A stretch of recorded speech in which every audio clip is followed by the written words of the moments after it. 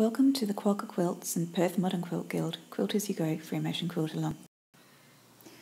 Welcome to week 2 of our feathers. This is going to be a much more traditional feather. So first thing we're going to do is we are going to quilt ourselves the beginning registration petal, which is, think of it as a teardrop or a half heart shape. And I'm going to show you 2 different ways of doing your feathers, one each side.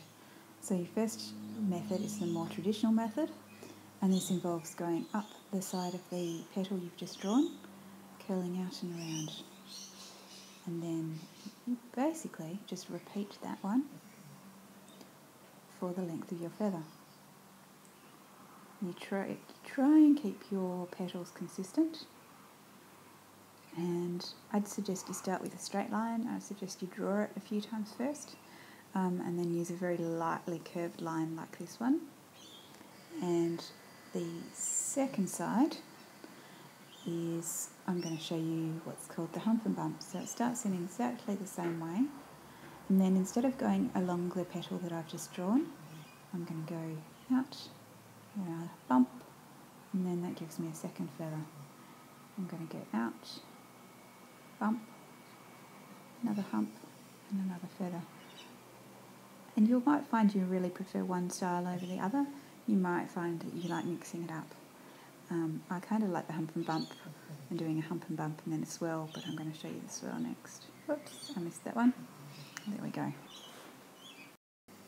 Now there's lots of ways to vary this traditional feather, but they're all going to start in the same way with that first petal. Now one of the ways to vary it is to do yourself a curl and just to echo that back. And there's a spiral. I meant to do a hump and bump there, so I was going to go hump and bump, 2 feathers, and then a spiral. Hump and bump, 2 feathers, and then a spiral. You can do a few spirals. You can do little spirals, coming up to a big spiral.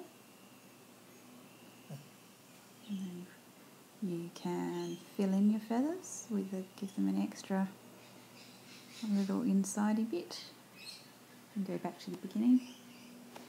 And the other style I wanted to show you, I'm going to start off in the same way. Whoops, that's not a very good petal.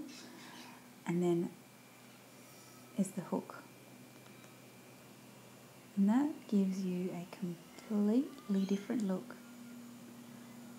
I think it takes a little bit more practice, as you can see. You can hear my dog snoring in the background if you listen carefully. There's the hook, and I've bored with hooks, so I'm going to go and do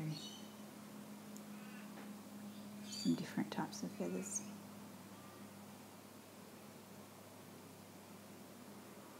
And there we go. Not a very good looking feather, but it looks better stitched.